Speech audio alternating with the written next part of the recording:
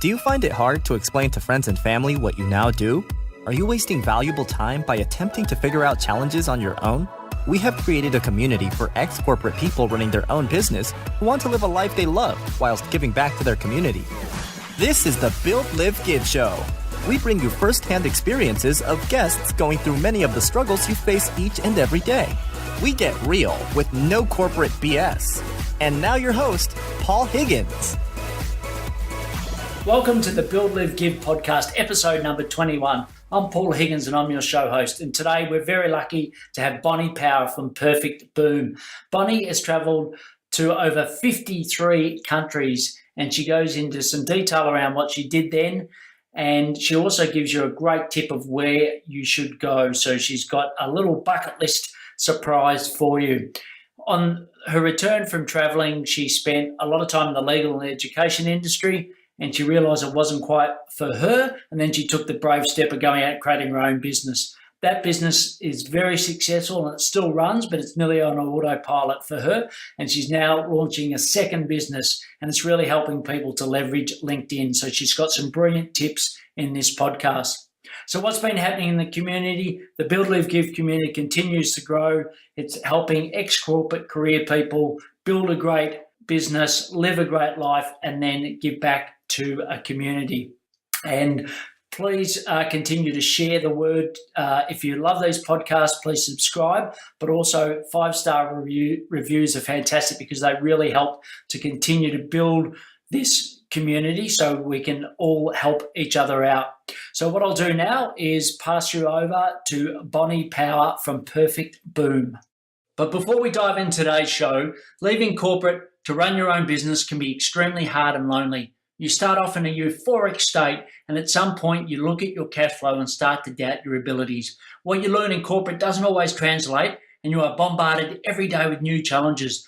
Learning something yourself is okay, but it can be both timely and costly. Friends and family want to help, but they don't have the specific experiences you need.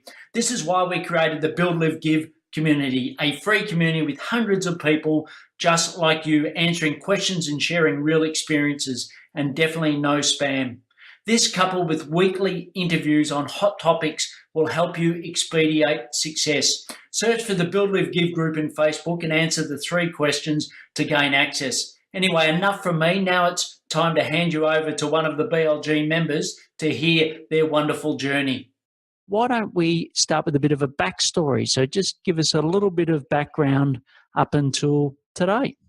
Okay, so I predominantly spent my youth travelling. One of the interesting things a lot of people don't know is I've actually travelled to 53 countries. Like, this is in my 20s, and I actually, one of my favourites was going through Central America with my father. We spent 4 months doing that. So I wasn't straight into my corporate and career right from the word go. I spent a bit of time just relaxing and doing what a lot of Australians do. And then when I got back, I was really searching for a job that I actually would enjoy. And I went through lots of administration roles, PA roles, working in, big corporate law firms. I did recruitment for a while. I was a trainer at, one of the local universities and the TAFEs, teaching people how to use Excel and PowerPoint and all of that sort of thing. But still, I enjoyed those roles, but I was still trying to find, I thought, God, I'd love to be able to wake up every day and just love what I do, because I think life's too short not to enjoy what you do. So I went on a bit of a mission to find, try and work out what it was that I loved doing, and then trying to form the perfect role. And it wasn't until I actually fell pregnant and I thought, I want to be my own boss. I want to be my own business owner, and I want to give that a go. And so that was about 10 years ago. And for the last 10 years, I've had a business, an online business that sort of works between all of the things of, being a busy mum and having a busy life. This business has been able to be totally flexible around my needs. And that's Melbourne Resumes. So we help executives and mid-level professionals write resumes, to help them through, do LinkedIn profiles, and we do a bit of career coaching because I was a career coach as well. So I was doing that for about 10 years. And then while I was doing that, my main function as the business owner was to get the phone to ring. So through running the business, I did so much study in digital marketing and creating the perfect website and, all the content marketing philosophies and all that sort of thing. And so what I'd do is I'd be doing all of those learnings, those teachings at night time and early in the morning, and then I spent my day implementing it into the business. And that's how it grew and grew and grew. And now we've got like 9 people in our team, and that business just runs itself, which has then given me the time to be able to do what I'm doing today, and that's helping other businesses to really be seen on the internet. And one of the specialties that I love the most at the moment is LinkedIn. So I help people to build a really good, credible online presence, and then to use LinkedIn, with the search functionality, you can literally go out and start building rapport with your ideal type of client in a really laser-focused way. And excellent. That's now, where I am today. Brilliant. Yeah. Now, before we go too much down that track, I'd love to just step back a little to when you talked about 53 countries, which I don't think we've had anybody on the podcast that have gone to that many countries. If I had a Learjet pull up to Essendon Airport tomorrow and said, we'll take you anywhere in the world, where would you go? I would go to a little island in the Caribbean, just off Mexico's Cancun, to a lovely, gorgeous place called Isla Mujeres. And that's the place I spent almost 3 months with my dad. We'd wake up every day, we'd go down to the beach, play volleyball with the locals, actually wait until 5 o'clock for happy hour because Corona was 2 for 50 cents instead of just normal 50 cents. And it was the Mexicans are the most beautiful people. Like, they're sort of like the people from the Philippines, they're just... Yes. There's really good values. All they want is just for people to be happy. They're honest. They're just positive. And I haven't been to the Philippines yet, but I'm really looking forward to going there sometime in the next 12 months because I really want to experience their culture. But for me, like that Mexicans, the Mexican people are so beautiful. So right. Well, I just go straight back there. Yeah, well, I'd love. I haven't been to Mexico. I haven't been to 53 countries, but I've been to. I don't know the exact number, but it's more than 30. But I'd love to go to Mexico. But yes, the Philippines, I've been there about 15 times. Oh, wow. And I can give you lots of advice on where to go. But you're very, very that culture and that willingness to help and the openness is definitely what I find in the Philippines. And there's some absolutely beautiful spots where you can get a margarita for $2 Australian as the sun sets over a beautiful island. So we'll definitely help you out there. Fabulous. And is there anything else that the BLG listeners wouldn't know about you that your friends or family do other than your fantastic travelling pursuits? Not really. I suppose I don't know if everyone gets the feeling for this, but I just love, like, when I do my work and I'm working with my clients, I'm not doing it for the money. I'm doing it because I really want to help them to grow their business. So that's like, it's a sort of a quirky thing because I kind of feel like I've got enough money. I'm happy. Like, I'm not necessarily needing to get any more cash, but I'm really, like, all the stuff that I know, all the stuff that I've learned over the last 10 years, it can help people with their business. And so when I can see someone who does a really good job and it really helps their clients to solve a problem or to move forward in some way. And if they're passionate in what they do, then I just think, like, I just want to give them all I can to help them grow that business. And it's got nothing to do with the money. So I guess that's I don't know, that's an interesting thing that not many people might know. Yeah, it's just because I just love what I do. Like, I just really want to help people who are good.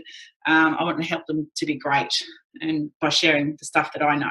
Excellent. Look, and I know the first time I met you that enthusiasm, what really attracted me to talk to you more. So it's great that, whether it's in person or on this interview, that's the philosophy you have, which is fantastic. But if you just dial back, that 10 years ago when you first started the journey of running your own business, what were some of the key fears that you had back then? I knew that I didn't know much about running a business because I never had it. I never had done that. So I was very aware that it was like I was walking up this mountain voluntarily with a view of actually walking off a cliff. And I just knew that I would have to learn the necessary skills and acquire the knowledge along the way, because I didn't. If you wait until you've got all your ducks lined up in a row, you're never going to be ready. So the biggest fear was just getting started and just doing it and knowing that it's not perfect. My first website, the first web page was pretty atrocious, but what I did, I just kept on. Like, I looked at it, and then if I'd speak to people on the phone, and they'd be like, that opponent was helping people with their careers. If I got a feeling like over a few days, like if everyone was like using the same type of words and the type of language and they were explaining the same type of things, I would use those exact keywords and phrases, and then I'd go back and I'd tweak my website copy to actually integrate those words and phrases so that the next load of people who came onto my website the following week, they would see the type of language that they were already using inside their head to describe their problems, and that would create more of a connection. Therefore, my conversion rate would increase. And so the business just kept on getting better and better and better because I sort of applied what I was finding out along the way, and that's how the business grew and grew and grew. And it's like it had no option to do anything else because I was going to make it work. So does that answer the question? Yeah, look, it does, and I think it's a great point where often we fall in love with our product and we wait till it's perfect to release it. And there's lots of great podcasts out there that sort of emphasize that point. But I think what you say is right, is that you should only compare yourself to yourself. And maybe that's, your last week or whatever. But yes, like I often have people say that, well, I can't do any sales until my website's right. I'm like, no. Yeah. You don't can need actually a website. you can make sales today and not have a website at all. A website, and certainly with social media now, and what you're an expert in LinkedIn. I personally look at most people's LinkedIn profiles more than I actually do their website. Because it's actually the person I want to really understand behind the business. And I know that most people just don't want to plow a lot of money into their website being perfect. So if it's a funded business, I get it, and they've got the money in deep pockets. And, I just, a lot of our clients and a lot of our listeners in BLG don't have those deep pockets to compare against an Uber or Airbnb. No. So don't go down that, but you can do a lot for very little. So I think your advice is really wise. Yeah, and even if you didn't have, even if you had the deep pockets, you wouldn't want to put 10 grand into a website that you don't know if it's going to work or not anyway. So you start with something easy, like it's something that you can tweak and change and model very, very quickly until you know exactly what the perfect website is, and then you spend 10 grand on it, for example. Yeah, and there's a brilliant book called Ready, Fire Aim. If you've Matthew, read that. Michael Matheson, or yes, like that. We'll put it in the show notes anyway. He's a god. Yeah, he is amazing. Yeah, so I think his philosophy is very much the one that sounds like you follow, and I think it's great. So, where else did you get help from when you were sort of going through all these iterations? Where else did you look for help and get help? Yeah, so I read a couple of books. I think right at the early stages, I was learning firstly about online marketing, and that was the philosophy of using the right keywords, which is pretty well understood today. But one of the methodologies that I used was content marketing, and this is before the term content marketing was even invented. Basically, they were saying if you use the keywords in material like articles and web pages that are actually really helpful to people, that give more than what competitors are giving. And if you say it in a style, like in a communication way, that's going to help your ideal type of client to know the knowledge, but also to build that rapport with you, so they start to feel your personality. They start to feel like they start to really appreciate the help and the advice and suggestions that you're giving. Then you're creating a huge amount of goodwill that when they pick up the phone to inquire about your services, they're not second guessing your credibility. They're more actually thanking you for providing so much great information. And they're asking about, what's your process? What are your fees? But they're warmed up. So I used all of that philosophy like right back then. And that's why Melbourne Resumes is ranked like about number 3 to 5 across Australia, because I worked on it every single day. I've got 250 web pages, and they're all SEO loaded, and they're all really old, and I keep adding them and editing them. So that was what I used. I also joined a lot of business groups and business coaching, mentoring programs, and that was really good, because then I was starting to get other people's knowledge, and also to meet people who are doing this on the same journey as I was. And then you talk to them about the problems that you're experiencing, and you find out they're all experiencing the same problems. So you don't think that you're doing it wrong. Like you think, oh, well, this is just normal, this is natural, I shouldn't feel so bad. So that was really good. And then I started to get better coaches, and I became more discerning. So like for 12 months I go, okay, I really need to nail digital marketing philosophy. So I got someone who's really good in that space. And so next year I might specialise in a different type of a coach to overcome another little obstacle that I think's in my way, or to get to where I want to go. Yeah, so business coaching. Yeah, some great advice there. And I know that we met through Superfast Business, so a shout out to all those Superfast Business members listening to this podcast. Excellent. So look, the next section is about building your business. So I know you sort of mentioned briefly Melbourne Resumes, which is fantastic, and then you also talked about some of your newer ventures with LinkedIn. So if you walk into an event, a networking event, how do you describe what you do to people?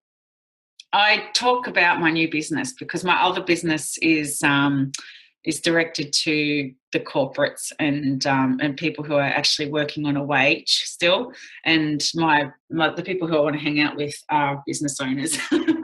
So I simply say that I help business owners attract clients and like more referral partners through a LinkedIn lead generation system. Great. And they'll probably say, so what does that mean? And what do you say then? Well, it's about, it's a 2-step process. Funny you should ask, Paul. It's a 2-step process. The first one is that you would make sure that your profile looks very compelling and attractive to your ideal type of client. So that's about making sure you've got a good photo, you've got a good headline, you've got a great looking summary that speaks to your ideal target market and lets them know that you've got the skills and the experience and the passion, most importantly, the passion to really want to help them. Because those the website is usually stilted tones, with its copy, and it's usually not doing the trick to really build a lot of rapport, the way that most websites are written. So it's a social media platform, so we really get we really build that rapport. And then I ask them to make sure you get as many recommendations you can, so that you're building up that social proof. People love to see someone who's got lots of recommendations. And then the second step is to literally use LinkedIn like a big Rolodex, and use the advanced search function of LinkedIn, and specifically go out and say, all right, I want my ideal target market, for example, might be in financial services in Melbourne, working with a company size of between 11 and 50, and you can use LinkedIn to drill down, and it'll give you a list of all of your second degree connections that you can literally have a look at their profile, send a connection request, build that rapport on through LinkedIn for a couple of messages, and then get on the phone to them and start seeing if you can help them through the products and services that you offer. Yeah, look, some brilliant advice there. And I know we're going to have a webinar to the Build, Live, Give audience coming up soon with you in it. So I can't wait for some more valuable tips. And around your revenue model, so how do you actually monetize or make revenue out of this new business? Yeah, so I've got breakfast workshops that I show people. People walk in with their laptops and they walk out with a nice looking profile. So we'll spend the breakfast going through the top 10 parts of their LinkedIn profile. And then I go over that strategy there's 5 different strategies that you can use with LinkedIn to really build up your personal brand. And then to reach out to your ideal type of client. So we've got the breakfasts. I've got the done for you service for people who don't really have the time to be doing all of that, but they just want to pay someone, a few $1,000 a month to sit on their profile and generate leads. So we do that.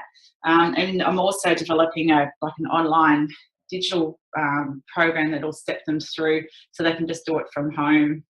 So wherever they are in the world, they can actually get access to all those tips and then jump on a Skype call with me so I can check out their profile and look at the strategy that they're developing and help them refine it so it starts producing optimal results. Great. And who are your ideal clients? My ideal client, funny you should ask again, it's really professional services. So I focus in only on dealing with clients who I know will get a good return on the time and effort that they spend on LinkedIn, which are anyone who's in the legal profession, accountants, mortgage brokers, property experts like wealth management people or people who help people buy investment properties, buyers advocates, cyberspace security, computer software, all of those types of white collar workers, because all of their ideal type of clients are on LinkedIn. So it's a great strategy. You can literally just get through to the business owner or the CEO of the companies you want to work with. Great. And what are some of the biggest challenges you've faced so far in launching this new business? The biggest challenge has been finding the right people. And I was going out of my brain trying to find someone who had LinkedIn specialty knowledge. And so I've ended up finding someone literally through LinkedIn because I just went through and I did a search. I said, all right, show me everyone in Melbourne who's a LinkedIn expert.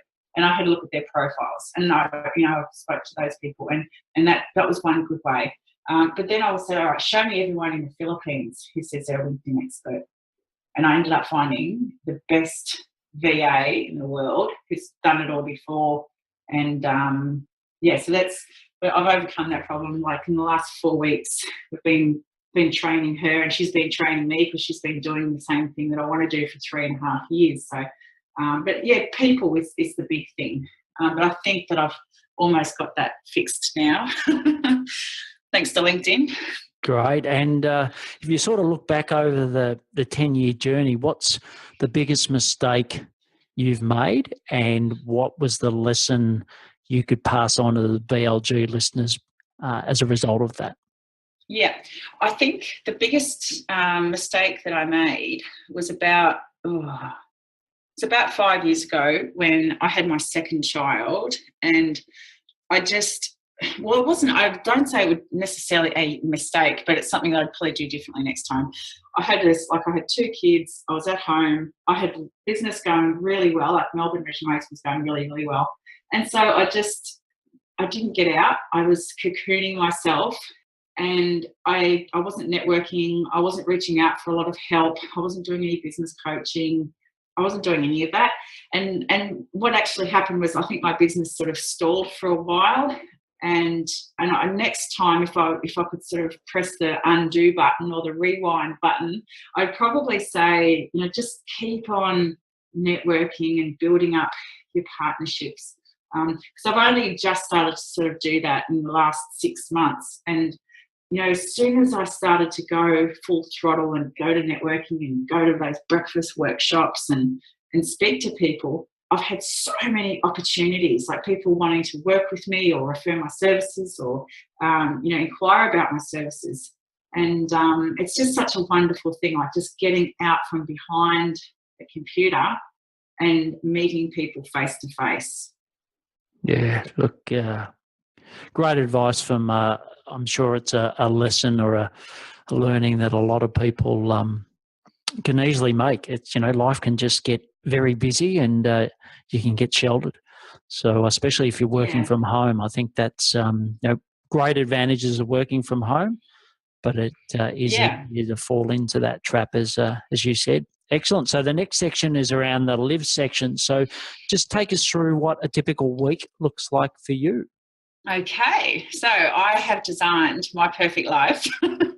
So I get up at say 5:30, 6 o'clock, and I think you're a little bit, I've had an influence on this. I actually then will do a little meditation. So I'm really enjoying that. I only started this a couple of weeks ago, but I'm getting into that, which has been awesome. And then I will do some study. So I'm always involved in pushing my brain to learn more things. So I do it like an hour of educational type work, like working on my business sort of thing. And then I'll do my children. So I wake them up, get them fed, put them in the car, drop them off to school. And then I come back, and then literally from 9:05 until about 3 o'clock, I'm 100% focused, and I follow, I try to stick to my calendar and just get as much done in that 6 hours as I can, because then I've got to pick up the kids and attend to sports and that sort of thing, and then I might do a couple of hours in the evening. I think a lot of people do this. I see so many emails getting fired off at like 9:30 at night, and I'm thinking, so I'm not the only one working. That makes me feel really good. Yeah, look, it's so true. It's my little version of watching TV. I don't watch a lot of TV. No, either do I, actually. Yeah, but I do, go and whether it's listen to a podcast or do something to stimulate the brain, as you said. And the next section is around a cause. So, what's a cause that you've got a real passion for? And tell us a bit about why. Yeah, I'm so glad you asked this, because it was, again, you're a big influence on looking for a good cause, and your interview with Paul Dunn was another big thing that made me look at what can I do to give. And I definitely will be putting into the B1G1 because that's brilliant. But at the moment, I'm doing Kiva, which is KIVA.org. And I was really inspired by this because it's like a business loan platform where if you can actually go online and it shows you all these entrepreneurs from all over the world who want a business loan, and they'll put their case forward as to what it's for and what they're going to be buying with it. And then you can say, okay, well, that sounds good. And you then give them, $100 or $500 or $1,000, and they'll say, they're going to try and pay it back within a particular time period. And most of them actually do pay you back the whole amount of money within that particular time period that has been agreed on. And that you've actually helped that business, whether it's in South Africa or, Argentina or wherever it is, be able to get their business launched because they've had all of this money given to them to set them up. And then, you put the money in and you go online and you go and see another business that you want to help start up. And that's such a beautiful idea. I just love it so much. So that's what I'm doing at the moment. Brilliant. And I love that full circle, Nilly, of, starting your journey, going to the 53 companies and traveling, and now you're actually helping those people. Yeah. Some of those they're awesome people. Yeah. Build their businesses. So that's brilliant. So the last section is around taking action. So it's just some practical advice you can give BLG listeners to improve their productivity. So the first one is around your personal productivity. What's the number one personal productivity tip you'd love to give listeners? Yeah, I just live the life through the calendar. So making sure that everything that's of priority is put into the calendar, onto your online calendar.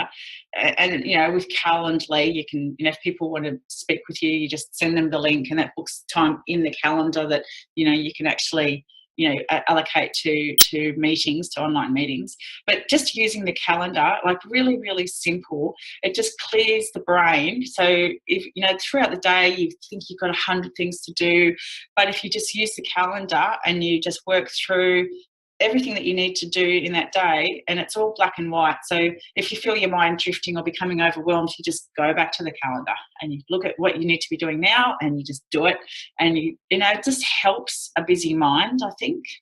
Yeah, no, that's great advice. And I used to train for Franklin Covey, and certainly that default week and the big rocks versus the small pebbles. I think it's so important to get those big rocks locked in, and then you'll find space somewhere for the small pebbles. So I think your tip is right on the money.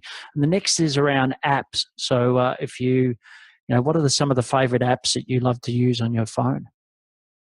Yeah, I'm not really a big person. I actually got I don't use apps a lot. I got the tip of Overcast. I think that was.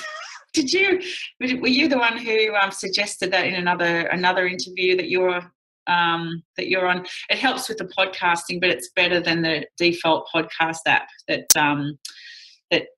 Apple will actually provide. Yeah, look, I think Overcast is great. I also use Downcast. Downcast. Really like the Downcast app. But either of those are better. I just find, the Apple one's not. If you've got an iPhone, I think the Apple one's not their best app. No, it's really strange. But it's good that there's these other ones. Excellent. Okay, great. And podcasts and books. I know you said you're a voracious learner and studier, and you've already mentioned one great book, but what's another? Well, firstly, podcasts. What's a couple of podcasts or your favourite podcasts that you love to listen to? Yeah. One of my favourites is listening to Ali Brown on Glambition Radio, because I just love how she inspires women to do their best, and she interviews some really great women who are going places, and I love her character. So I think she's a great role model for a lot of women who are sort of doing, they're raising their children and also building a business at the same time. So I think, that would be my favourite. But I've got heaps of favourites. Just for the sake of giving one. That's right. And it's one that we haven't had before. So And a book, I know we spoke about Ready, Fire, Aim, but what's another book that you'd recommend? Think and Grow Rich. I'm going to say that one. I'm going to get my son to read it. Apparently, if you read it 12 times, it might just all happen. And that's Napoleon Hill? Yes. Yeah, great. Okay, excellent. And links to that and other things that you mentioned will definitely be in the show notes. And the last question is about some advice. So, you've had lots of great worldly experiences traveling as you did. You work for some great companies, and, you've built one really successful business that's nearly an autopilot, and you're just launching into another. Given all of that experience, what's one bit of advice you'd love to give the BLG audience? Okay. I would highly recommend that you focus on doing work that you are passionate about, not because it's going to be necessarily highly profitable as the only reason, because people can spot someone who's passionate a mile away, and those people will attract all of the clients and all the opportunities in the world. And I think you owe it to yourself to actually love what you do and enjoy every minute of the day. So, don't get too hung up on the money. Follow your nose in terms of doing stuff with people who you really want to help, like to give your best work to things that you're passionate about, and really have that as a guiding light above anything else. That's brilliant. And look, that's really the essence, I suppose, of the Build, Live, Give community, that you build a great business, you live a great life, and then you give back. So very much in parallel to that key theme for us. So how can people find more about you, Bonnie? My website, I do lots of really good informative blog posts on how to use LinkedIn to really define your personal brand and to look good online, so that when people Google you, they'll obviously go to your LinkedIn profile as a first or second thing. So I give a lot of information on my blog, which is www.perfectboom.com. If you're interested in that, you can come to the breakfast, which is on the events page, and that's we hold them once a quarter. If you're interested in finding out more and actually implementing some of the work, then you can come along to that as well. Brilliant, great. And once again, that will be in the show notes. So I'd love to thank you for sharing all of your wisdom today. It was great to hear your worldly story, but also some really very practical advice. And I know a lot of the BLG listeners fit your ideal client, and they definitely are after some help. And I can't wait. I think I'm having a makeover with my LinkedIn profile. You're going to give it a once over in our live webinar that's coming up soon. So really looking forward to that. So thanks, Bonnie, for sharing your story. And thanks for being a great part of the BLG community. So my pleasure. Yeah, I love the work you're doing, Paul. Okay, thank you. Brilliant. Thanks, Bonnie. Bye. Thank you for listening to the Build, Live, Give show. If you found this show helpful, please share it with others so we can build businesses, live great lives, and give back to the community. If you would like to join the BLG community, go to our website, www.buildlivegive.com. Until next time, thanks for listening.